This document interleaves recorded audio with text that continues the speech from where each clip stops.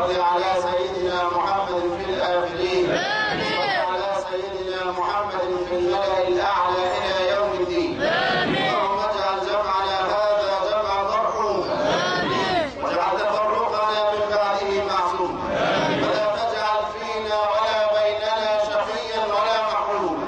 اللهم لا تصرف هذا الجمع إلا بسعي مشكور وذنب مغفور وعمل متقبل مبرور.